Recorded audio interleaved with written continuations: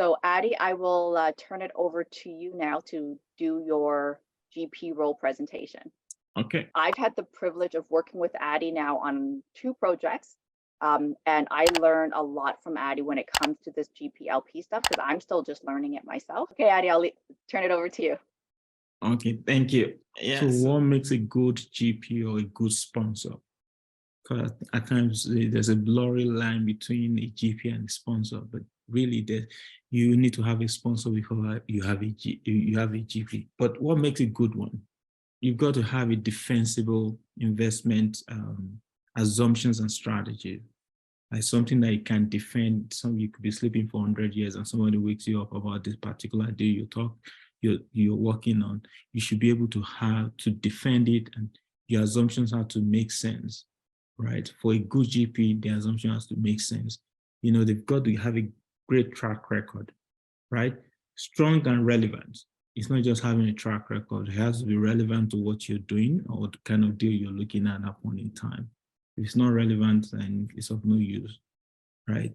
They need to have good network. They need to have access to quality deals and good industry professionals that they can leverage, because they don't know everything. You've got to be able to leverage your brokers. You've got to be able to leverage realtors. You've got to be able to leverage lawyers, other professionals in the industry that are doing what is similar to what you're doing.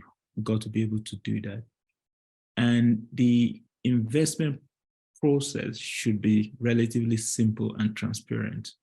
It shouldn't be complicated, because if it's complicated, most people, as you know, if you don't understand, people don't invest, basically.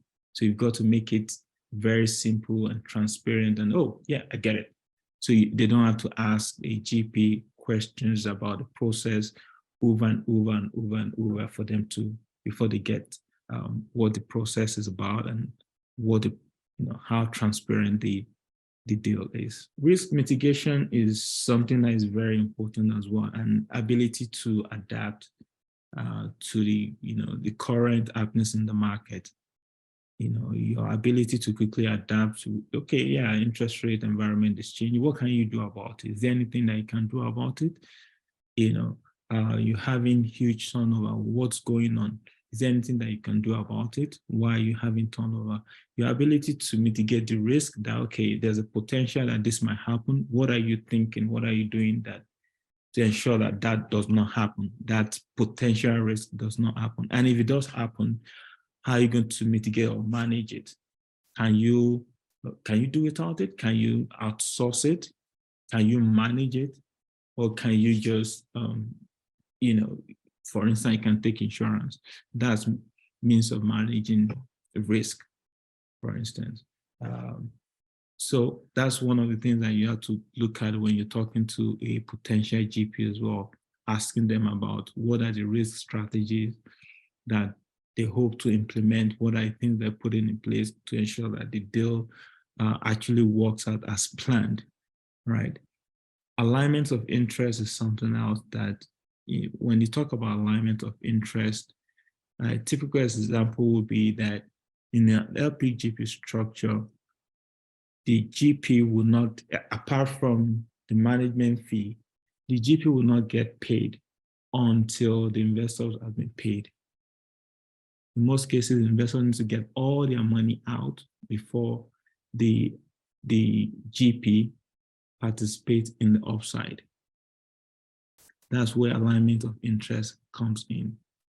Is the GP, for instance, do they have anything at stake in the deal? Are they providing a personal guarantee? Are they putting their money in the deal? Those are how you measure alignment of interest. So they're not just getting money from a third party. They have nothing at stake. They can easily just walk away. There's no alignment of interest there. They're getting paid first before the investors get paid. There's no alignment of interest there. They've got to have good knowledge of the asset they're looking at, or the strategy or the market where they're looking at, the good understanding on that market, good understanding of the asset class they're looking. Whether you're doing single family, you should have a good knowledge of single family. If you're doing multifamily, you should have a good knowledge of multifamily. If you're doing self-storage, you're doing car wash, whatever it is that you're doing, you should have a good knowledge of that particular asset class. And then you talk about the market where you're looking to buy this asset or to invest in this asset. You should have a good knowledge of that market. If you understand what is driving the growth in that market, what do you think is going to drive people to, whether your business or whether it's your property, the location, you have to have a good knowledge of that environment, because that is going to inform how well you do on that assets. When you're doing LP/GP structure, in most cases, you are dealing with accredited investors. And that's where the issue of knowledge of and compliance with securities law comes in. There's a lot of funny things going on in the market where people are taking money from people that are not accredited investors. And yeah, I don't know how they're doing it, but it's totally wrong. And it could blow up in their feet at some point. So your GP should have a good knowledge of the securities law, what is allowed. And as you know, Canada is so big. The securities law is might be slightly different in BC, might be slightly different in Alberta. Obviously, it's different in Montreal. So you need to engage a good lawyer. Even if you don't need to have all the knowledge, but you need to have the basic knowledge to be able to give adequate response to your potential investor if they're asking something about securities law, if they are qualified to invest in that deal or not. And to be an accredited investor, you have these about 4 criteria that need to be met for you to be an accredited investor. So a good GP should be able to easily just talk to potential investors about this basic stuff. And I think the last thing I'll talk about on that will be preservation of capital, which is what I talked about earlier.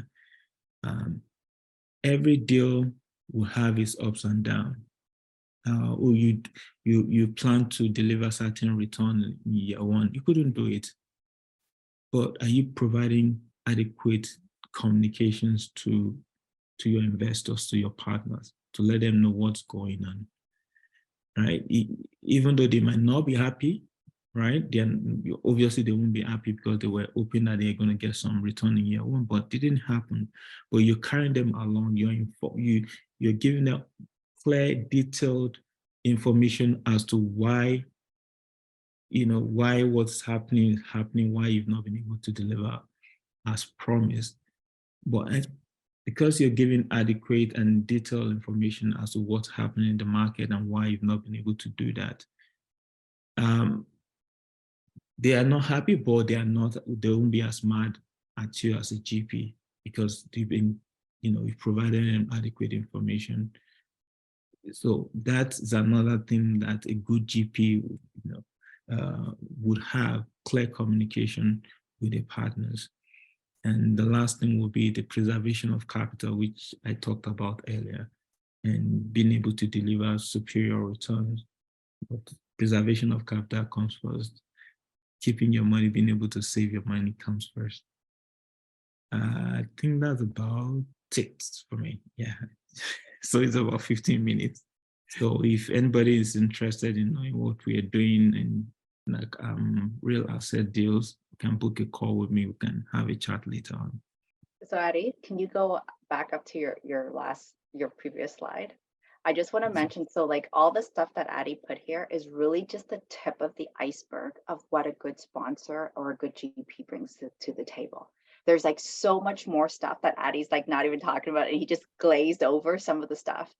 Like being able to be very patient with individuals that you meet and you're talking to them about deals. Like I have no patience for a lot of people.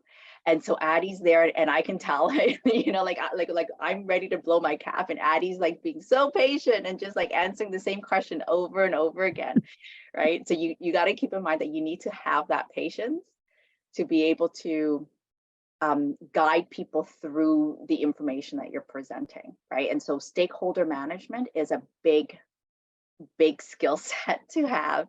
And if you're looking at, ways to improve that, like how to win friends and influence people would be a big, like a book to start off with. Or another thing that you could go and research or get more information from is a lot of the skills that come from project management, right? Because they talk about how to initiate a project and execute it, monitor it, and go right to the end, right? So the project management skill set is a big, it's a big benefit when you're a GP sponsor. Okay.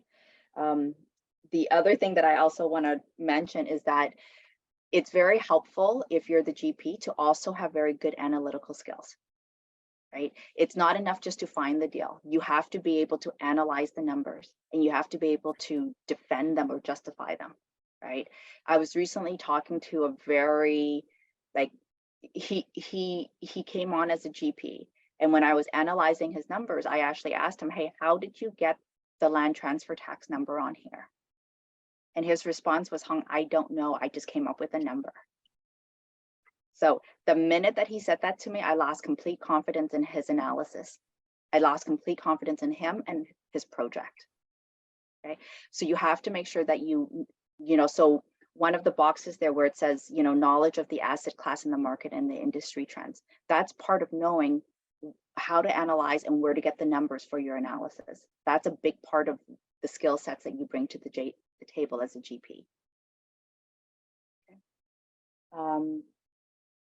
And what else? Oh, and then the persistence to, you know, go through the conversations and present your opportunities to potential investors, because there are a lot of tire kickers. A lot of people are just out there learning all this real estate stuff, and they aren't ready to invest. And really, technically, they shouldn't be investing yet either, right? So it's good that they're doing that education, but they're tire kickers, right?